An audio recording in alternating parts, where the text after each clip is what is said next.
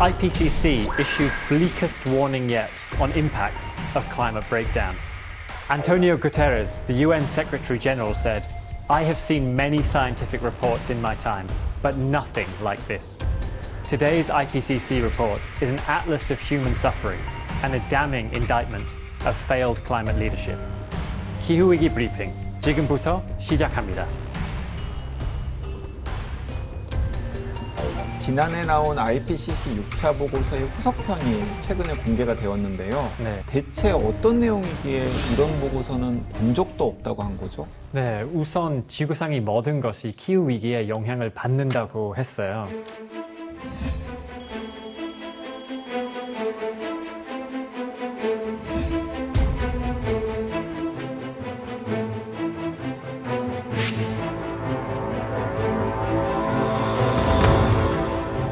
미국의 기후 특사인 존 케리는 이번 보고서를 내놓으며 이런 말을 남겼습니다.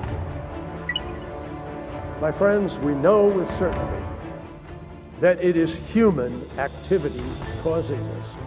And we know, thanks to a landmark report that the IPCC released only 4 years ago, that to avoid the worst consequences of the climate crisis, we must limit global temperature to the 1.5 degrees Celsius. We are already at 1.2. So the question at this point is not whether we can altogether avoid this crisis. It is whether we can just avoid the worst consequences. 네, 최악을 피할 수 있느냐가 문제다라는 내용이 저도 가슴에 팍 꽂혔는데 이 인류가 맞이할 최악을 피하기 위해서 내로라 하는 백만장자들 아니 억만장자들이 기후위기를 해결하기 위해 다방면으로 돈을 쓰고 있습니다. 이곳은 스코틀랜드 동부에 위치한 킬드러미라는 곳이라고 합니다. 스코틀랜드 면적의 20%는 습지라고 하는데요. 습지는 우리가 기후위기를 이야기할 때 빼놓을 수 없는 지형입니다. 네, 맞아요. 그 습지 이산화탄소를 흡수해서 온실가스 줄이는 아주 중요한 역할을 하는 거죠.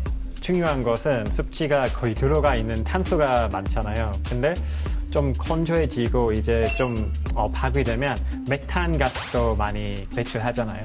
그래서 뭐 사실 습지는 보호해야 되는 이유가 그 중에 하나입니다. 네, 그런데 평소 이 지역을 사랑하던 미국의 백만장자 부부가 이 땅을 사겠다고 나타났습니다.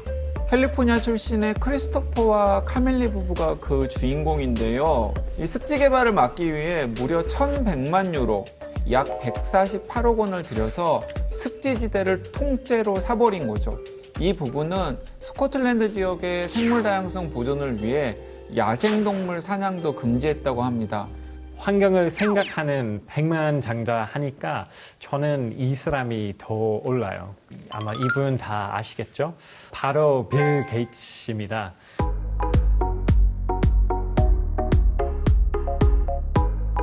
빌 게이츠는 최근 기후위기 시대의 에너지 대안으로 SMR, Small Modular Reactor, 미니 원자로를 염두에 두고 엄청난 투자를 하고 있습니다.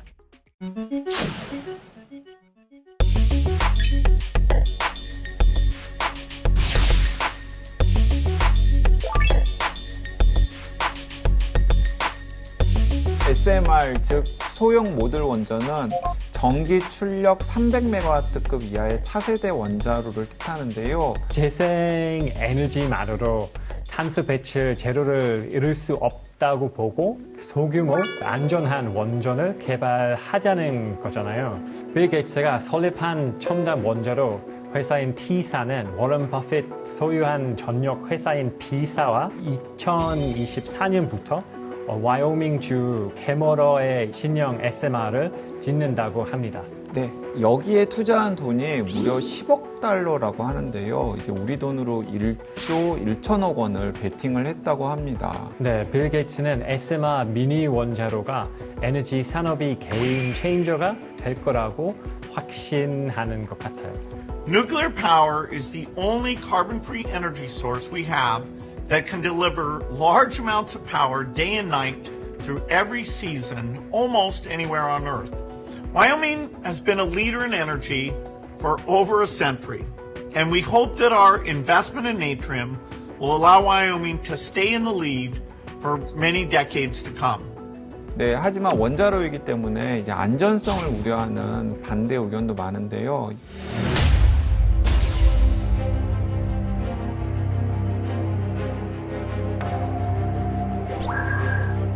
후쿠시마 원전 사고를 염두에 두면 원자로를 식히는 냉각수가 제때 공급이 되지 않으면서 원자로가 가열이 되어가지고 사고가 일어났잖아요. 빌 게이츠는 이 문제를 방지하기 위해서 냉각제를 물 대신에 끓는 점이 매우 높은 액체 나트륨을 사용을 한다고 합니다. 액체 나트륨을 사용하면 두 가지 이점이 있는 것으로 알고 있는데요. 물과 비교했을 때 열 전도율이 굉장히 높아요. 그래서 원자로에 있는 열을 빨리 빼앗아서 식힐 수가 있고요. 끓는 점이 굉장히 높기 때문에 웬만큼 원자로가 가열이 된다고 하더라도 그 원자로를 물로 식힌다 그러면 원자로가 어느 정도 가열이 되면 물이 수증기가 되어가지고 수증기 압력 때문에 경락고가 뻥 하고 터질 수 있는 일이 생기잖아요. 그런데 액체 나트륨 같은 경우에는 끓는 점이 굉장히 높기 때문에 원자료가 어느 정도 수준의 이상으로 가열이 된다고 하더라도 계속해서 그 원자로의 열을 식히는 역할을 할 수가 있기 때문에 물을 냉각제로 사용하는 것보다 안전하다라는 게 빌 게이츠의 주장입니다. 자, 그런데 한 가지 큰 맹점이 있긴 있어요. 네. 왜냐하면 우리가 중학교, 고등학교 때 나트륨, 소디움으로 실험을 하면 항상 선생님들이 조심해라고 하는 거 있거든요. 물과 닿게 하면 안 돼. 소디움, 나트륨에 물이 닿으면 꽝 하고 폭발하거든요.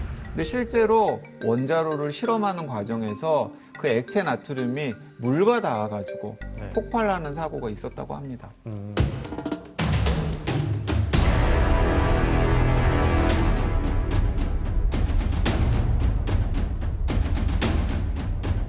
세계 3대 항공 엔진 개발사인 아사가 영국 SMR 개발 사업에 뛰어들었고요. 영국 정부와 함께 2050년까지 미니 원자로 16기를 짓는 것 목표라고 합니다. 네, 그래서 지금 빌 게이츠를 비롯한 핵발전을 옹호하시는 분들 같은 경우에는 기후위기를 해결할 수 있는 인류에게 도움이 되는 에너지원이 될 수 있다고 주장을 하는데 실현이 될 수 있을지는 잘 모르겠어요. 왜냐하면 그 아이디어가 나온 지 수십 년이 지났지만 여전히 지금 상용화는 안 되고 있는 상황이거든요. 자, 어쨌든 빌 게이츠가 베팅을 한 것이 얼마나 성공할지 우리가 두고 봐야 될 것 같고요. 이미 시작된 기후위기는 몇몇 사람들의 노력으로 막기에는 역부족입니다. 우리 모두가 코앞에 닥친 현실을 직시하고 행동해야 합니다.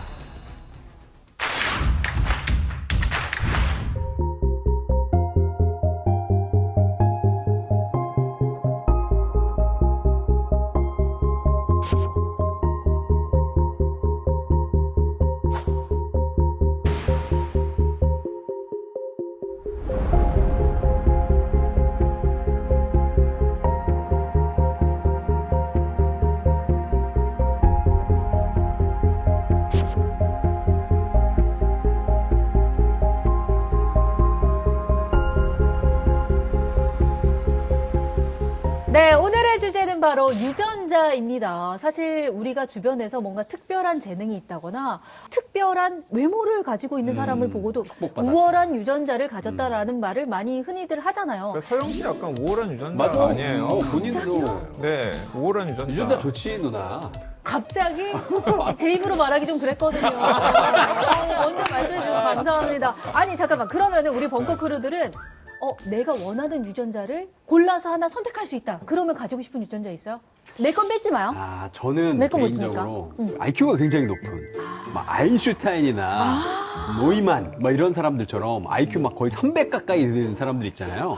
그 유전자를 한번 갖고 싶어요. 그래서 너무 똑똑해도 내 그런 인생보다? 뇌를 가지고 있으면 정말 주변에 있는 사람들이 개미처럼 보일까?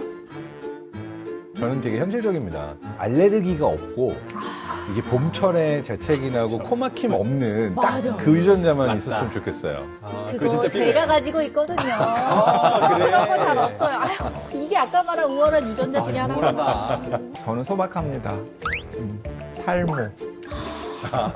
별로 안 소박한데요. 탈모. 예. 탈모 어렵잖아요. 소박합니다. 없는 유전자. 네, 탈모 없는 유전자. 아니, 근데 저는 이런 유전자 얘기하면은 신은 참 공평하다는 생각을 많이 합니다. 맞습니다. 겸손해지게 맞습니다. 되고. 네, 역시 네. 모든 생명의 비밀은 이 유전자에 있지 않은가라는 생각을 해보면서 오늘의 지정생존자와 함께 이야기를 이어가 보도록 하겠습니다. 어떤 분이시죠? 지정생존자 소개해드리겠습니다. 네. 자, 오늘의 지정생존자 띄워주세요. 진짜? 네, 오늘의 지정생존자. 잠깐 우리 졸리 누나예요. 통역 가능하죠. Are you there? 네. 언니 이제. 나와주세요, 졸리 언니. 졸리 언니 연역 영어를 한번 해야죠. 살펴보시죠. 자, 졸리 언니 농담이었고요. 이 졸리 언니와 굉장히 관련이 있으신 분이 오늘의 지정생존자님이신데요.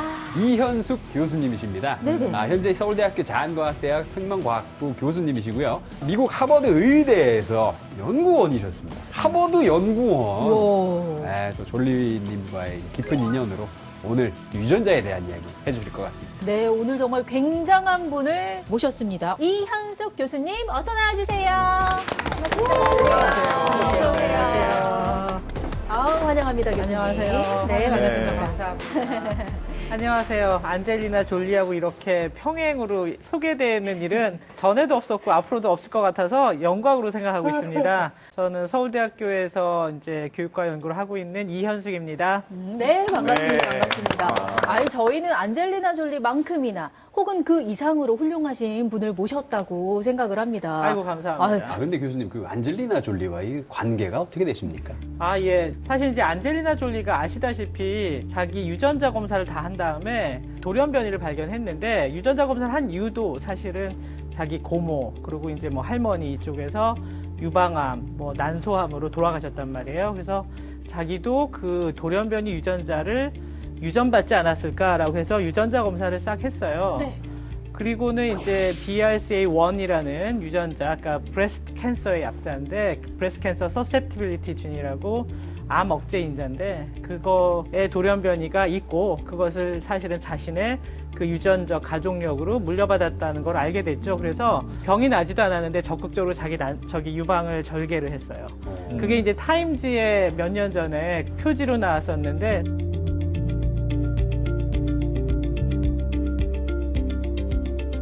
사실 그 원인 유전자라고 하는 BRCA1하고 뭐 BRCA2 이런 게 있는데 제가 BRCA2가 어떤 일을 하는지를 최초로 밝혀낸 게 제 박사 논문이었거든요. 그러니까 사실은 이런 연구가 기반이 돼서 네. 안젤리나 졸리는 나한테 불행이 오는 거를 두려워하면서 살고 싶지 않다라고 해가지고 매우 적극적인 조치를 취했던 경우입니다. 그래서 암의 유전자가 유전되는구나 이거를 모든 사람들이 알게 된 계기였다고 생각이 해요. 네, 생물학 전공자들은 알고 있어요. 그러니까 우리 염색체 DNA가 계속 항상 완벽한 상태로 몸 안에 있는 게 아니라 손상되기도 하고 하는데 이 BRCA2 유전자가 없으면 이 손상을 고치기가 어려워지는 거죠. 맞습니다. 이 유전자가 하는 일이 DNA가 고장 나면은 고치도록 하는데 고장이 났는데 고치도록 못하니까 이게 그 암 발병률이 100배, 1000배 올라가는 거죠. 지금까지도 가장 핫한 네. 토픽이죠. 와, 예. 선생님 진짜 레전드네요. 그러게요. 인류에 기여를 했어요. 아니, 인류의 네. 발전에. 네, 근데 저 혼자 한 거 진짜 아니에요. 이거는 사실 유전자 나왔는데 저한테 행운처럼 온 거는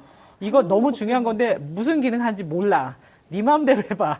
이거였던 거죠. 선생님 예. 아니면서 그걸 영어에 몰랐을 거예요. 참 겸손하십니다, 진짜. 진짜로. 아니, 이렇게 굉장히 겸손하게 말씀을 하시지만 사실은 유전병이 발병하기 전에 문제가 있는 유전자를 먼저 찾아서 관리할 수 있으면 그것만큼 좋은 게 어디 있겠어요. 이거 대단한 발견 아니에요? 그렇죠. 바이오 빅데이터의 시대를 연 거죠. 이런 돌연변이에 대해서 알게 되는 그렇죠. 거죠. 그래서 예. 실제로 미국에서는 네. 소비자들이 이거를 자기들이 테스트를 하려고 네. 정말 그 온라인 쇼핑몰에서 내 유전자 검사 키트를 구매해서 하는 게 와. 요즘 트렌드처럼 되어 있다고 얘기를 합니다. 그러니까 그거를 자기 의지로 와 제가 손들고 이거를 키트 사가지고. 키트를 사서 하면 나 좋겠지만은 해보고 싶다. 저는 있잖아요. 지난주에 우리 녹화 왔을 때 이 방송종들한테 유전자를 뺏겼어요. 유전자를 뺏겨 유전자 강탈 사건이네. 아니 하다가 이제 유전자까지 뺏어가냐? 친자 검사했나? 피디님이랑 혹시 남매? 이게 무슨 소리야? 출생의 비밀. 뭘 출생비밀 하나도 안 닮았어요. 아니 이거는 유전자 털린 게 아니라 선물처럼 다가온 거지. 오? 왜냐면 유전자 검사를 해서 알 수 있는 정보가 얼마나 많아. 아, 그래? 그러니까 이거는 선물, 돈 내고 해야 되는 건데. 그러니까 부러운데? 수고하셨습니다. 네, 감사합니다. 수고하셨습니다. 지난주에 이제 녹화가 끝났죠? 끝날 때 되게 네, 좋아한다. 그래서 이제 집에 가려고 이제 제가 준비를 하고 있었어요. 근데 갑자기 다시 안 치더라고. 연예인 끝났잖아. 느낌. 왜? 제가 할게다. 네, 뭐. 뭘 갖고 와서 이것도 뭐야? 선물. 이게 그 키트 그건가? 네, 그걸로 아, 이제 진짜? 뭐 채취를 하는 것 같아요. 검체 채취 설명서? 이거 시키는 대로 하라고? 오케이.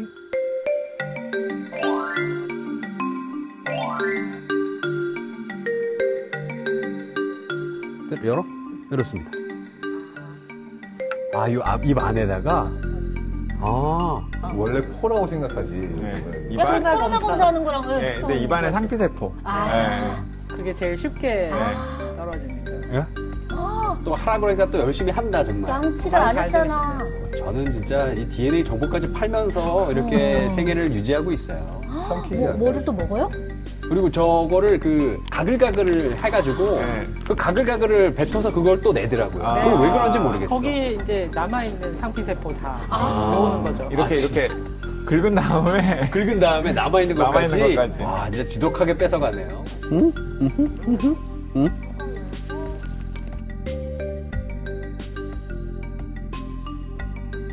자, 그래서 네, 넣었어요. 뭐? 그래서 뭘 막 사인을 하고. 부작용이 있을 수 아니 있으나. 무슨 신체 포기각서 이런 거면 어떨 거야? 이게 개인정보니까. 아주 개인적인 정보. 네, 됐죠? 이렇게 해서 채취를 했구나. 뭐 들어온다. 또 연예계가 가네. 오, 책 한 권으로. 이거 우리 건강검진 받으면 이런 식으로 요즘에 주잖아요. 그거보다 훨씬 두껍잖아요. 뭐지? 이게 용주 씨의 검사 결과인 것 같아요. 그런 것 같아요. 색소 침착 관리가 필요함, 탈모 관리가 필요함, 피부 노화 관리가 필요함이 아주 빨개. 중성지방 농도, 요것도 중점 관리가 필요함.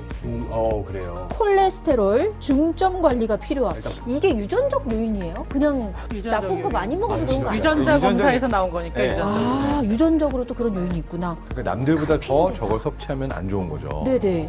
중성지방 대사와 관련되는 유전자잖아요. 그러니까 똑같은 동물성 지방을 섭취를 했을 때 용주 씨가 그렇죠. 소화를 더 잘 못 시킨다라는 이야기잖아요. 한우를 사줘도 보람이 없는. 아니, 그렇게 얘기하면 그 작년에 사준 한우 내놔. 그렇죠. 무슨 이제 소리야. 지방의 조금 잘 대사가 먹어요. 좀 충분히 원활하지 않다. 앞으로 풀만 먹여야겠다. 근데 문제가 용주 씨 커피 되게 좋아하는 걸로 알고 있는데 카페인 대사가 낮다고 나와요. 그럼 카페인을 흡수를 잘 못 시킨다는 거예요? 분해 분해를 능력이 잘 낮대요. 흡수를 분해를 못한다는 못하는 거지. 거죠. 점심 때마다 맨날 요 앞 가는데 커피 먹으면 배 아프거든요. 왜 모르는 게 약이다라는 말도 있잖아요. 용주 씨 어때요? 좀 관리가 많이 필요하네요. 혐오에다가 고기도 잘 못 먹고 피부 노화. 피부 노화되고 네. 아니 나는 남들 앞으로 다 어떻게 먹는 살라고. 커피도 못 먹고 그래 커피도 줄이고 이제 알았으니까 조금 더 관리하고 대처해야죠. 근데 예전에는 유전자를 타고 나면은 다 암에 걸리거나 정말 맞아요. 그런 일이 일어난다고 생각했고 그런 유전자도 있죠. 그렇지만 대부분의 경우에는 내가 어떤 생활을 하느냐에 따라서 그 유전자 스위치가 맞아요. 켜지거나 꺼지거나 이건 이제 후생 유전학 쪽에서 알게 돼서 진짜 좋은 생활 습관으로 그 유전자가 안 켜지게 할 수 있다는 거. 얼마나 이거 진짜 네. 선물 받은 거예요. 관리 잘하면 그러면서. 그 스위치를 안 킬 수 있다. 그렇죠. 네. 아니 활성화가 안 이거 뭐 저기 정기 검진할 때 이거 특별히 봐주세요. 할 수 있는 타겟이 생겼잖아요. 그러니까. 예. 아니 입 한 번 헹구고 이렇게 무수히 많은 정보가 쏟아지는 게 너무 놀랍기도 하고 진짜 용주 씨는 제대로 된 선물 받은 것 같아요. 특히나 요즘에 가족력 걱정 때문에 유전자 검사하는 분들이 굉장히 많다고 들었는데 이렇게 빅데이터가 간단한 방법으로도 검사가 되니까. 근데 사실 여기서 좀 우리가 주의를 기울여야 될 게 있는데 뭐냐면 저도 가끔씩 가족 중 누군가 암으로 돌아가셨는데 예를 들어 간암으로 돌아가셨는데 저도 간암으로 죽을 가능성이 있나요? 이런 식으로 물어보시는 분들이 있더라고요. 자, 그런데 그게 꼭 그렇게 떨어지지는 않습니다. 그러니까 그 부분에 이현수 교수님께서 좀 명확하게 설명을 해주실 거예요. 가족력이라고 할 때는 두 가지를 다 말할 수 있습니다. 유전자를 물려받는 것, 그러니까 타고난 팔자죠. 플러스 같이 먹는 음식, 같이 생활하는 방식 이런 것들이 유전자의 활동에 영향을 줄 수 있어요.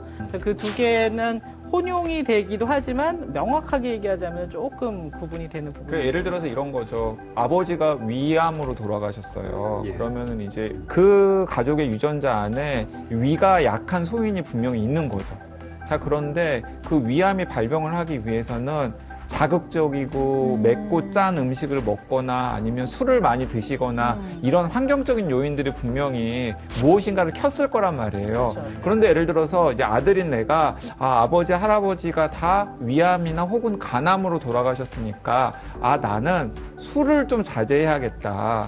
혹은 평소에 식사를 할 때 너무 자극적인 맵고 짠 음식을 좀 자제해야 되겠다. 그러면 할아버지나 아버지를 공격했던 위암이나 간암이 나는 피해갈 수가 있는 거죠. 맞습니다. 제가 약간 이제 그 과학자로서 덧붙이고 싶은 말이 뭐냐면 이게 약간 동전의 앞뒷면 같은 겁니다. 빅데이터가 쌓이면 쌓일수록 사람들의 건강은 보장될 수가 있어요. 훨씬 더 싸게 뭐뭐뭐를 검사할 수 있습니다. 지금처럼 책 한 권의 두께가 아니라 타겟하는 것만 딱딱딱딱 찝을 수 있다면 훨씬 더 싸지죠. 네.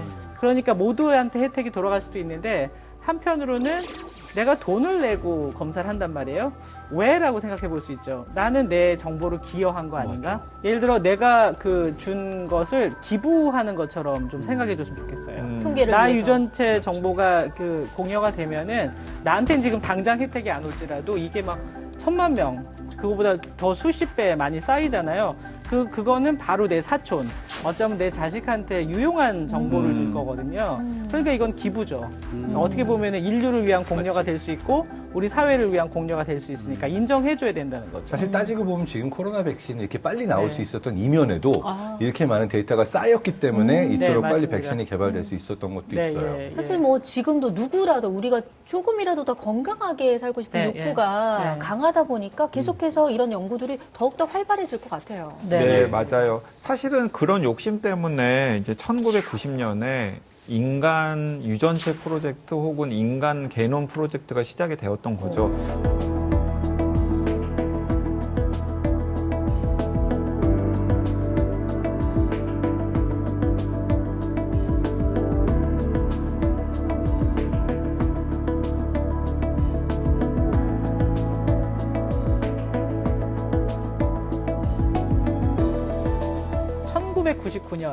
제가 이제 목표가 하나 있었는데 밀레니움이 되기 전에 박사를 하자. 그 하나의 목표로 굉장히 열심히 살았어요. 네. 근데 이 휴먼 지놈 프로젝트, 인간 게놈 프로젝트 하는데도 똑같았습니다. 밀레니움에 발표를 하자. 이게 되게 세서. 그래서 1990년에 시작해서. 그렇죠. 그래서 밀레니움 때 딱 발표를 하기 위해서 되게 많이 달려갔는데 되게 재미있는 게 사실 저는 그날이 생생하게 기억이 나요. 과학자들이 발표한 게 아니고 누가 있는지 아세요? 미국의 빌 클린턴. 그다음에 영국의 토니 블레어. 21세기를 그렇게 엽니다. 그거를 왜 그 사람 둘이 해요? 그러니까. 왜냐하면 미국이랑 영국의 정부 펀드가 엄청나게 많이 100건입니다. 들어갔거든요. 100건. 네. 네. 네. 그다음에 바이오 시대를 주도를 하죠. 완전히.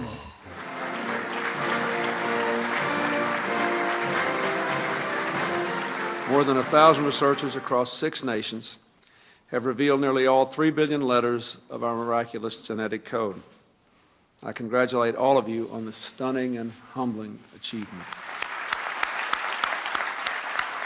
Importance now of working across national frontiers to safeguard our shared values and put this remarkable scientific achievement at the service of all humankind. 딱 한 명의 그 유전자를 가지고 인간 유전체 프로젝트를 하는데 총 들어간 돈이 한 1억 달러 정도가 들었대요. 근데 지금은 누구나 다 원하면 자기의 전체 유전체를 다 분석할 수가 있는데 얼마가 드냐면은 딱 $1,000. $1,000. 그러니까 100만 원 정도면은. 오. 엄청 싸졌다. 그러니까 불과 20년 만에 엄청나게 싸진 거예요. 그러니까요. 그래서 영국 정부에서 돈을 내 가지고 10만 명의 영국인들을 샘플을 뽑아가지고 전체 다 개별 인간 게놈 프로젝트를 하는 거예요. 그래서 10만 개 정도 되면 데이터가 엄청나게 많잖아요. 그렇죠. 신뢰도가 엄청. 예, 그럼 그걸 분석을 해가지고 영국 사람들이 자주 걸리는 질병과 관계가 있는 유전자는 무엇인지 뭐 이런 것들을 이제 확인을 해보려고 하는 거죠. 이거 우리도 할 수 있는 거 아니에요? 우리도 그 우리나라 한국 사람들 특유의 그런 점들을 연구해가지고 그 게놈 지도 더 만들어야 되는 필요하죠. 거 우리 아닌가요? 경우는 사실은 영국보다 유전적 다양성이 좀 떨어질 거거든요. 네. 사실은. 그래서 이제 유전 정보가 그 뭐 10,000명, 50,000명 정도만 돼도 굉장히 훌륭한 정보를 가져올 수 있을 텐데 그동안은 우리나라에서는 이게 그 생물 정보, 그러니까 바이오 빅데이터를 모으고 수집하는 데 상당히 문제가 있었어요. 그러니까 개인정보보호법이 굉장히 강한 나라이고 맞아, 그랬었어. 그다음에 아니 근데 또 규제를 할 만한 또 이유도 있어요. 자꾸 중요하니까. 이상하게 쓰는 사람들이 있으니까 규제를 하고 있었는데 그러다 보니까 이게 바이오 산업에서는 혹은 이렇게 데이터 시대에 제대로 사람들한테 이제 그 어떻게 보면 이제 기여를 못 하잖아요. 과학이. 그래서 그 규제를 이렇게 살짝 푸는 샌드박스 제도 같은 거를 만들었는데 그렇게 해서 이제 울산에서 울산 시민들의 그 게놈 프로젝트를 했습니다. 그래서 진짜? 1만 명 프로젝트를 했죠. 예. 그래서 울산 1만 명 게놈 프로젝트가 붙고 이미 2017년도에 시작을 맞아요. 했어요.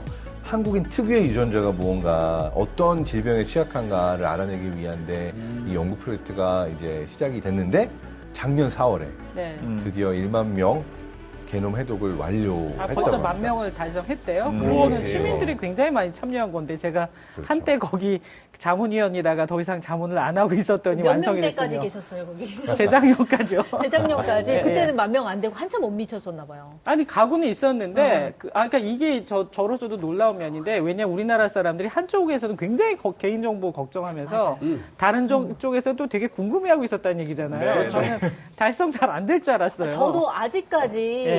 이 분야가 그렇게 활성화되어 있지는 않다 보니까 들은 얘기가 없는데 갑자기 누가 나한테 와가지고 유전자 좀 잠깐 채취할게요. 저희 빅데이터를 위해서 이러면은 좀 그 그렇지. 우리 아나운서님께서 걱정하는 그런 거는 하면 안 되거든요. 우리나라 법이. 그래서 어떠냐면 제가 그 자문을 할 때도 보면은 되게 긴 설명이 있어요. 그 하나 다 동의하셔야 돼요. 그러니까 이제 설득을 하고 이해를 시키면서 해야 되거든요. 그래서 저걸 이거를 울산 시민들이 10,000명이나 할 수 있을까라고 저는 생각했는데 어떤 의미에서는 이 데이터가 나중에 정말 좀 중요하게 쓰일 것 같긴 합니다. 우리가 이제 유전자 지도를 이제 만들었잖아요. 네. 근데 여기에서 기술이 어떻게 더 발전할지 좀 궁금해요. 이 다음 스텝은 뭔가요? 그러네요. 스텝이 이제 기술 발전하는 게 우리가 이제 유전자를 한번 타고 나면 고칠 수 없다라고 생각했잖아요. 네. 그러니까 왜냐하면 내가 이미 갖고 있는 유전자인데 이걸 어떻게 바꿔요? 조심해라 이런 게 나왔으니까 조심해라. 요걸로는 조금 설득력이 약할 것 같긴 하거든요. 그래서 지난 몇십 년 동안은 우리가 이제 주로 어떤 정보가 있고 그 정보가 무슨 병을 일으키는지 읽어내는 쪽에 집중을 했다고 네네네네. 한다면 가장 최근에 기술적인 발전 중에 획기적인 거는 읽는 거를 넘어서서 이미 내가 가지고 있는 유전자지만 그 안에서 일부 코드를 바꿀 수도 있고 덮어 씌울 수도 있고 할 수 있는 이 유전자를 쓰는 기술이라고도 말할 수 있는 이러한 기술 쪽으로 발전을 하고 있습니다.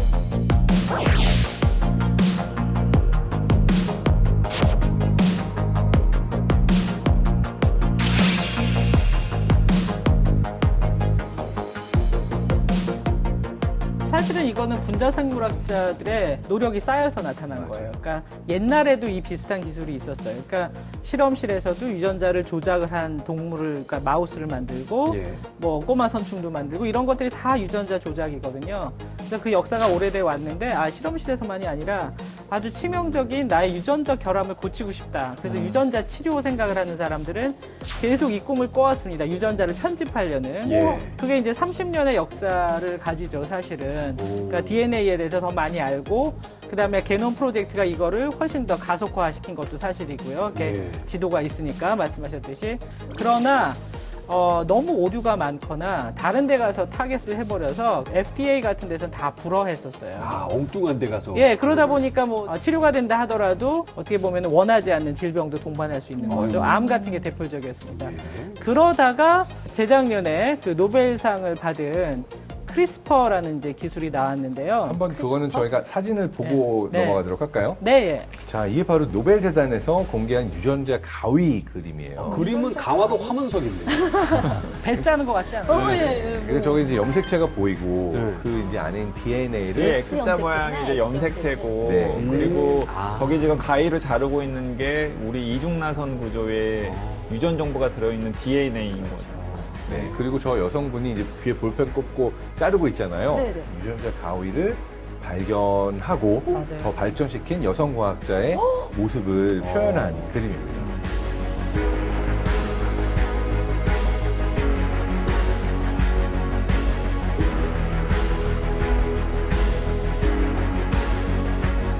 우리가 흔히 유전병 하는 경우가 있잖아요. 이제 태어날 때부터 어떤 물질을 몸 속에서 합성을 하지 못하거나 혹은 너무 많이 합성을 하거나 등등 때문에 오래 살지 못하고 죽거나 혹은 굉장히 심각한 장애를 안거나 이런 경우들이 있는데 이제 나중에 확인을 해봤더니 그게 다른 요인이 있는 게 아니라 특정 유전자 염기설 하나 혹은 두 개가 맞아요. 잘못되어가지고 그런 유전병이 생긴다라는 사실을 과학자들은 이미 알고 있었어요. 예. 그런데 그걸 교정을 할 수 있는 방법이 없었거든요. 예. 그런데 그걸 이 찾아낸 거죠. 유전자 가위 기술로, 그러니까 크리스퍼 기술로 그걸 교정하는 걸 기술적으로나 이론적으로나 가능해진 거예요. 이게 진짜 가위는 아니잖아요. 그렇죠. 그러니까 그래서- 유전자를 막 예. 이렇게 잘라가지고 붙이고 이런 것도 아닐 건데 수수깡이야? 네. 어떻게 한다는 건지. 제가 그래서 약간 설명드리자면 딱 저 표현이 맞습니다. 아주 잘 그린 그림인데 크리스퍼예요. 크리스퍼인데 걔는 뭐냐면 영어로 풀면은 그 반복되는 서열이 되게 많이 있다라는 뜻이에요. 카스나인이라는 단백질이 가서 얘를 이렇게 가이드 RNA에 있는 데를 자르는 거예요. 그러니까 정확하게 타겟해서 자를 수 있는 기술입니다. 그러니까 자르면 DNA는 잘렸잖아요. 그거로 끝나는 게 아니라 세포는 DNA를 교정을 해요. 바느질 하듯이. 유전자 교정술이 노벨상을 받으리라는 거는 사실 10년 전서부터 예견돼 있었어요. 오. 예견돼 있었는데 특허 문제 풀고 코로나 때 그 진단 키트 개발하는 데까지 정확성을 줘서 그래서 드디어 인류 공영에 이바지했다고 해서 노벨상을 준 거죠. 자, 그런데 아니, 근데 그- 잠시만 여기서 예. 진짜로 제가 궁극적으로 궁금한 게 있어요. 뭐요? 우리는 이미 DNA를 가지고 네, 이제 네, 태어났잖아요. 네. 유전자가 네. 우리 안에 있잖아요. 그러면은 네. 이렇게 이미 태어난 사람의 유전자를 잘라서 네. 다시 붙여도 네, 예. 괜찮아요? 아주 중요한 아주 질문이시네요. 중요한 질문. 유전자는 이제 이게 우리 몸 안에 이제 10조 개의 세포가 있단 말이에요. 네. 그 하나하나 꺼내서 교정한다. 아유 말이 안 되죠. 아니 불가능하죠. 네. 불가능합니다. 왜냐하면 세포는 계속 분열하니까. 그러니까 끝이 없는 얘기잖아요. 예, 그렇게 예, 하지 예. 않죠. 그러니까 예를 들어 이제 골수 이식할 때도 보면은 방사선으로 그 사람의 백혈구를 다 쫙 죽이죠. 그런 다음에 건강한 골수 이식한 거하고 똑같이 줄기세포를 꺼내서 예. 병이 있는 사람들의 그 사람 거를 이제 유전자 그 편집을 한 다음에 다시 집어넣어요. 예. 줄기세포에서 교정한 다음에 집어넣어서 예.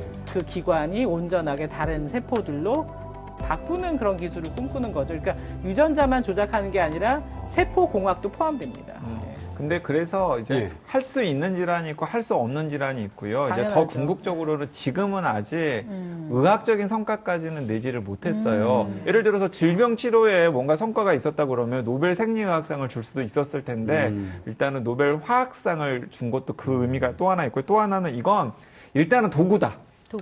예, 생화학 도구죠. 예, 생화학 도구다.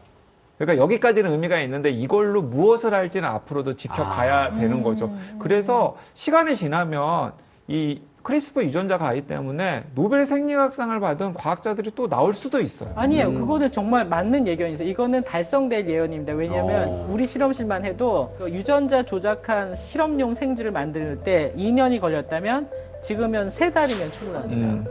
그러면 이건 무엇을 의미하냐면 크리스퍼 기술 때문에 지난 10년 동안 엄청난 속도로 바이오 과학이 발전을 했어요. 그래서 수없이 많은 게 나오는데 그 중에 하나가 카티라는 게 있는데 이 카티 기술이 지금 바이오 산업에서는 가장 핫한 건데요. 그러니까 어떠한 그 암이라도 치료할 수 있다라고 해서 면역계가 공격하는 그거의 기반에는 유전자 가위 기술이 있어요.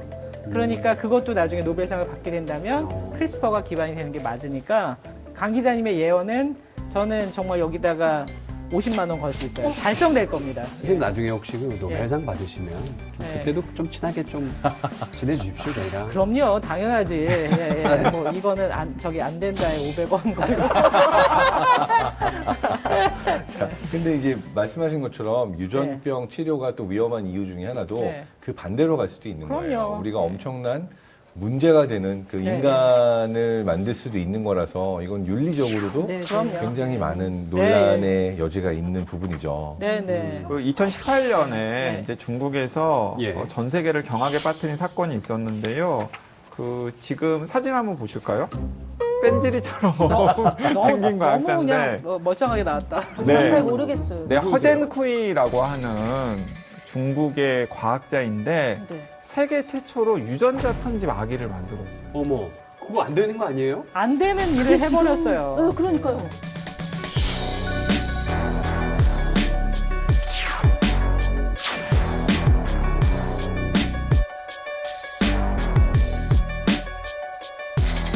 한 100년 후에 2018년에 무슨 일이 있었는지 한 줄 정도로 나오잖아요. 예. 그러면 그 한 줄에 유전자 편집 아기가 세계 최초로 등장한 해, 그리고 메이드 바이 허젠쿠이라고 나올 수도 있어요. 되게 역사책에는. 놀라운 사건이긴 하네요. 소위 기관생명윤리위원회라는 게 그 문명국이라면 다 있어요.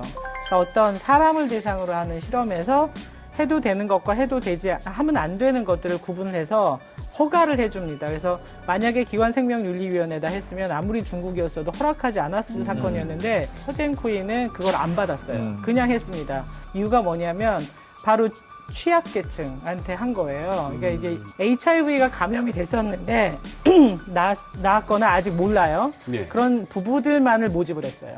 그러니까 너네들이 앞으로 그 자식을 낳으면 후천성 면역 결핍이 아니라 선천성 면역 결핍이 될 테니 내가 치료해 줄게라고 한 거예요. 그리고 분명하게 제대로 설명을 안 해줬습니다. 아까처럼 이렇게 길게 설명을 해줘서 납득을 시키는 게 아니라 좀 잘 못 배웠고 취약계층인 사람들을 전국에서 그래서 7커플을 모집을 해서 그 사람들한테 수정란에 유전자 편집을 한 거예요. 크리스퍼 기술로. 인간의 생명을 놓고 예. 그런 일이 벌어졌었다는 게 2018년에. 그렇죠. 그래서 이게 벌어진 그 노벨상이 발표되기 전이었잖아요. 그래서 이것 때문에 전 세계 과학계가 시끄러웠었고 논문으로 발표를 못했고요.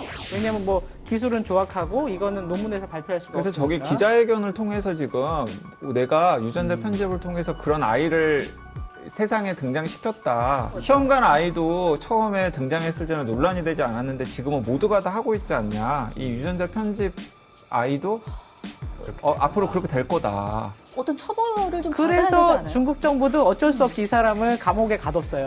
그래요. 근데 네. 고작 징역 3년이기는 했죠. 그리고 네. 실제로 실제로 감옥에 있을지에 대해서도 좀 의구심을 가지고 네. 있는 감옥 사람들도 안에 있어요. 연구소를 왠지 차려줬을 것 같다. 그러면은 2018년에 태어난 저 아이들은 그 아이들이 어떻게 되었는지에 대해서도 진짜 미궁이에요. 애가 아직. 5살이 리포트가 그 이후에 네. 없어요. 없어요? 살아있는지 그 아닌지. 쌍둥이 여자아이 둘이가 태어났는데 그 아이들이 지금 5년째 되는 지금까지도 잘 자라고 있는 건지 아니면 문제가 있으면 어떤 건강상의 문제가 있는지 같은 것들이 지금 여전히 지금 공개가 되지 않고 있어요. 어디 연구소에 격리되어 있을 수도 그렇겠지. 있어요. 사실은 지금 우리들이 고민해야 될 일들이 굉장히 많이 일어나고 있는데요. 이 사진도 한번 볼게요. 여기 지금 귀여운 남매의 사진이잖아요. 너무 귀여운데요? 그러니까 이제 오빠가 있고 이제 여동생이 있죠. 네. 근데 사실 여동생한테 비밀이 있대요. 여동생? 사실 남동생이다. 아니요, 그게 출생의 아니고 비밀 이제 왼쪽에 있는 여동생이 카부야 솔랑키인데 카부야 같은 경우는 오빠를 위해서 태어난 맞춤아기라고 합니다. 오빠 유전자 맞춤아기. 저도 그 여동생이 있는데 엄마 아빠한테 동생 낳아달라고 막 쫄랐거든요. 그런 건가요? 네, 그 그거 그게 오빠가 아닙니다. 나 그런 게 여동생 낳아줘. 아니고 이제 오빠가 심각한 유전병이 있는 거예요. 오. 그 오빠를 치료하기 위해서 태어날 때부터 어떤 상태로 세팅이 네. 되어가지고 태어난 이게 동생이라는 끔찍한 거죠. 겁니다. 사실은 이제 모든 사람이 태어날 때부터 가지고 있는 인권이라는 게 있는데 이게 무시되는 지역에서 생물학을 잘못 알면 어떤 일이 벌어지는지를 보여주는 건데 저 이제 남자아이는 수혈을 계속해서 받아야 되는 병이 있어요. 그러니까 태어날 때부터 8살 때까지 뭐 한 60번 정도 수혈을 받고 80번 정도 수혈을 받았다고 하죠. 예. 그러니까 뭐냐면 이게 상당히 뭐냐면 나중에 뭐 골수에도 문제가 생길 수 있고 그러면은 우리 이제 뭐 드라마에서도 흔히 봤지만 보면 그 면역 거부 반응이 일어나지 않는 그 사람. 그래서 주로 가족한테 받잖아요. 그렇죠. 근데 찾아야죠. 이제 예. 찾았더니 엄마도 안 돼, 아빠도 안 돼, 그 친척들도 안 돼. 그러면은 계속해서 그 유전자 거부 반응을 최소한으로 되는 맞는 골수가 나올 때까지 기다려야 되는 거예요. 그렇죠. 자, 이 부모가 맞춤 아기를 만든 맞춤 거죠. 아기를 예, 만든 예, 거죠. 예. 오빠의 골수와 면역 거부 반응이 없는 골수로 유전자 조작된 동생을 낳은 거예요. 제발 그 아니. 말씀만은 안 하시길 바랬거든요. 제가 계속해서 이야기가 거듭될수록 그쪽으로 흘러가나 했는데 이거는 정말 있을 수 없는 그래서 일이잖아요. 동생은 태어난 지 18개월 지난 후에 진짜 자신의 골수를 빼가지고 오빠한테 이식을 해서 그거 윤리적으로 막아야 오빠를 살렸다고 합니다. 그러니까 이제 절대 일어나면 안 되는 일이죠. 결과적으로는 동생이 오빠를 살린 셈인데 과연 그 방금 서영 씨가 지금 굉장히 황당해하고 좀 분노하는 것처럼 이게 이런 게 용인이 되어야 되는 건가? 네네. 한 번만 그렇게 수술을 하면 괜찮은 거예요? 아니면 앞으로도 계속 수술을 해야 되는 거예요? 제대로 정보가 우리한테 왔는지를 모르기 때문에 반복적으로 있을 일인지 한 번으로 끝나는 일인지는 모르는데 그게 한 번일지라도 사실 네, 한 번일지라도입니다. 그러면 이렇게 유전자 조작을 해서 뭐 태어난 아기들이 지금 세상에 존재하지 않습니까? 네. 이 아이들이 앞으로도 살아가는데 문제가 별로 없을까요? 아니면 거의 문제가 있다라고 저는 생각합니다. 그러니까 그 크리스퍼 기술을 아까 제가 밝은 면만 말씀드렸는데 뭐냐면 우리 유전체가 한 2 곱하기 10의 구승이 한 세포에 들어있어요. 그래서 10조 개의 세포라고 하면은 사실은 지구에서 태양을 13번 반복할 수 있는 정도의 길이입니다. 그게 엄청나게 응축돼 있는 거거든요. 그러니까 유전체 그 교정 기술을 했잖아요. 그러면은 한 세포 안에서도 정확하게 타겟만 찾아가는 게 아니라 오류를 내요. 오류를 내면 어디에 오류가 될지를 예측할 수가 없습니다. 사실은 여기저기 있을 수 있는데 그 오류가 만들어내는 산물이 무엇인지에 대해서 아직까지 그 정확한 데이터가 안 쌓였죠. 왜냐하면 그 세포에다가 막 마구잡이로 해서 그럴 수가 없으니까. 그래서 AI 기술을 이용해서 그 보정을 하고 있지만 난치병 치료까지 가려면은 제가 보기엔 좀 넘어야 될 산들이 있습니다. 거기다가 이제 또 한 가지 딜레마가 있는데 이것도 우리가 유전자나 생명에 대해서 잘 모르고 있기 때문에 생기는 일인데 이게 우리 인간 게놈 프로젝트를 통해서 인간의 유전자가 약 2만 개 정도로 확인이 되었거든요. 근데 그게 초파리 유전자랑 별로 다를 바가 없어요. 네. 그러니까 그 말은 3배, 딱 3배. 예, 그러니까 그 말은 무슨 말이냐면은 우리가 초파리보다 훨씬 더 복잡한데도 유전자 개수는 고작 3배 정도 큰 수준이잖아요. 그렇다면 한 가지 유전자가 굉장히 여러 가지에 관여한다라는 사실이거든요. 뭐 예를 들어서 이런 거죠.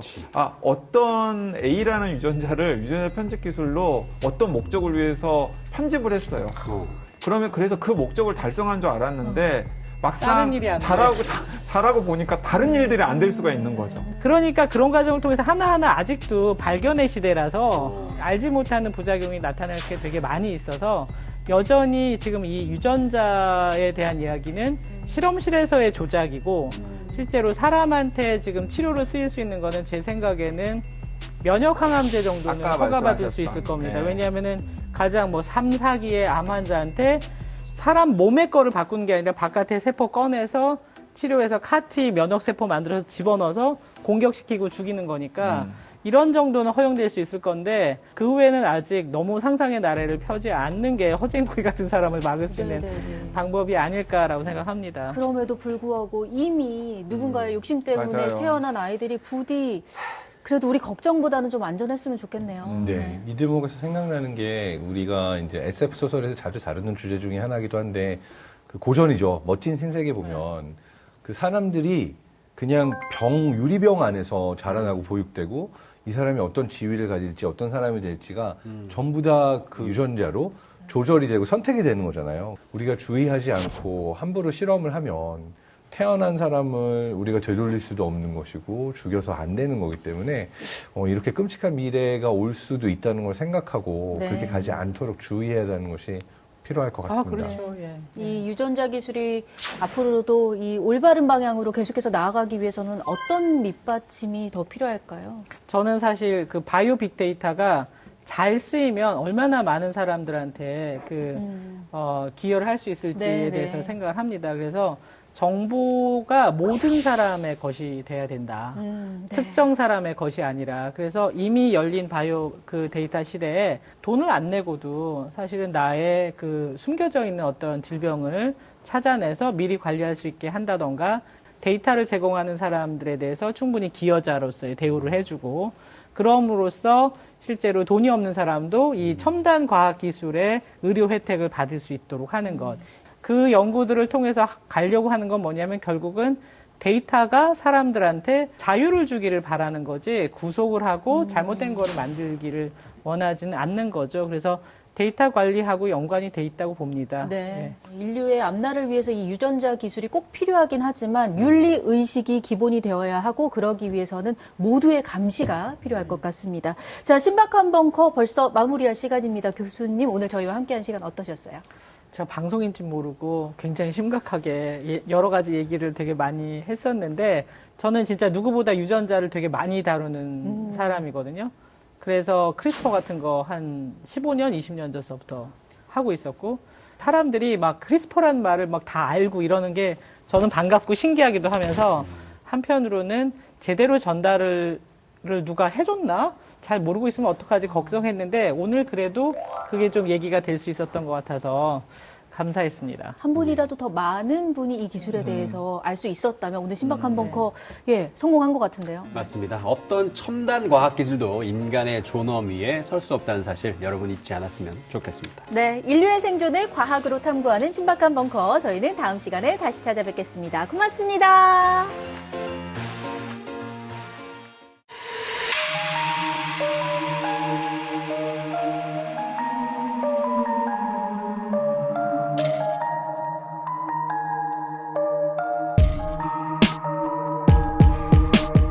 K 컨텐츠만 뜨고 있는 게 아니라 이제는 K 과학 수사도 뜨고 있다. 실제 있었던 사건을 바탕으로 저희가 체험이나 한번 좀 경험을 해볼 수 있을까요? 대전에서 있었던 그 살인 사건입니다. 어떤 것들이 증거물이 될 수 있는지 한번 추리를 해보시기 바랍니다. 이 사건은 대표적으로 수석을 통해서 이 진실을 밝혀낸 어떻게든 걸릴 수밖에 없다. 그만큼 과학 수사가 발전했다 볼 수 있는 거네요.